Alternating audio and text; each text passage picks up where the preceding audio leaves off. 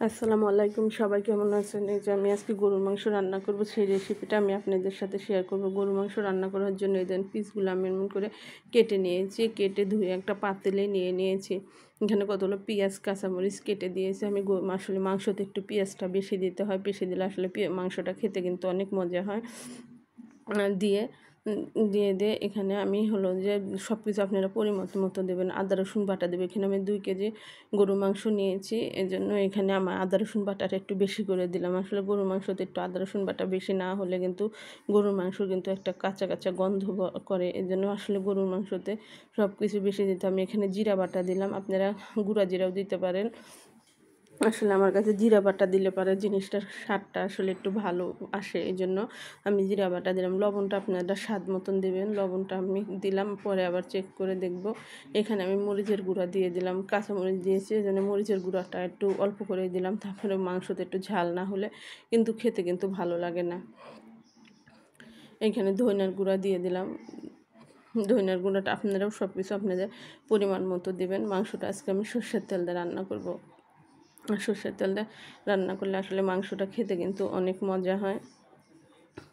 আপনারা ওইভাবে রান্না করে দেখেন। এখানে আমি দারচিনি, এলাচ, তেজপাতা ধুয়ে নিয়েছি, নিয়ে মাংসটা আমি মাখিয়ে রান্না করব। আমি এখন সুন্দর করে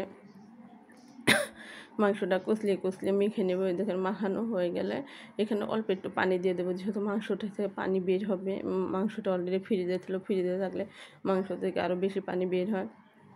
মাংসটা মাখিয়ে আমি এটা চুলাতে, প্রথমে কিন্তু চুলাটা হাই হিটে দিতে হবে। যখন বলক আসবে তারপরে আমি চুলাটা কমিয়ে দেব। মাংসটা আমি এখন একটা ঢাকনা দিয়ে হাই হিটে দিয়ে দেব। মাংসটা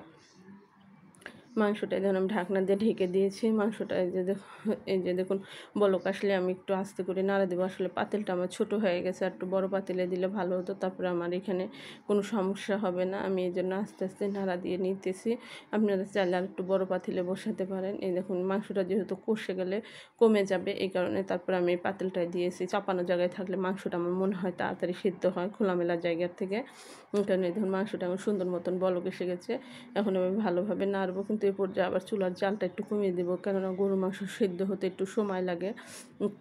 এই কারণে গরু মাংসটা কিন্তু বেশি আঁচে না রান্না করলে, হালকা আঁচে রান্না করলে আসলে মাংসটা ভালোই হয়। আবার একবারে কমিয়ে রাখবেন না, মিডিয়াম আঁচে দিয়ে রাখবো আমি। এটা দিয়ে আবার নেড়ে চেড়ে ঢাকনা দিয়ে ঢেকে দিলাম। এদিন কতক্ষণ পরে এসে কিন্তু একটু তারপরে নেড়ে দিতে হবে, যেহেতু মাংসতে পেঁয়াজ মশলা বেশি দিয়েছি, তাহলে মাংস নিচ দিয়ে পুড়ে যাবে। পুড়ে গেলে কিন্তু আবার মাংসটা খেতে স্বাদ লাগবে না, একটা পুরো গন্ধ বের হবে। এরপর যে কষানো হয়ে গেলে এখন কিন্তু আমি এখানে পানি গরম করে রেখেছিলাম, ওই গরম পানিটা এখানে দিয়ে দিলাম। মাংসটা একটু গরম পানি দিলে আসলে মাংসটা ভালো হয়। এখানে দেখুন আমার মাংসটা পরে অনেকটা সিদ্ধ হয়ে এসেছে, এজন্য আমি এখানে অল্প করে পানি দিয়ে দিলাম। পানি দিয়ে একটু ভালোভাবে নেড়ে চেড়ে মাংসটা আমি এবার ঢাকনাটা ঢেকে দেবো। এরপর যে জালটা আবার একটু বাড়িয়ে রাখতে হবে, বাড়িয়ে রাখলে বলক আসবে তাড়াতাড়ি। এই দেখুন মাংসটা কত সুন্দর বলক এসে গেছে। এখন একটু পর পর এই ঝোলটা কিন্তু অনেক ঘন হয়ে গেছে, এখন কিন্তু পুড়ে যাওয়ার সম্ভাবনাটা অনেক বেশি।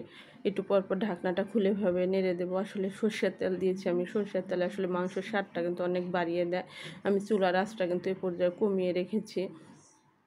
আপনারা ওইভাবে আসলে মাংসটা রান্না করে খেয়ে দেখবেন। আসলে গরুর মাংস এভাবে মাখিয়ে রান্না করলেও কিন্তু অনেক মজা হয়। কেউ কষিয়ে রান্না করতে পারেন, কেউ মাখিয়ে কেউ রান্না করতে পারেন। এভাবে রান্না করলে কিন্তু আসলে মাংসটা অনেক মজা হয়। আপনারা একবার খেলে বুঝতে পারবেন।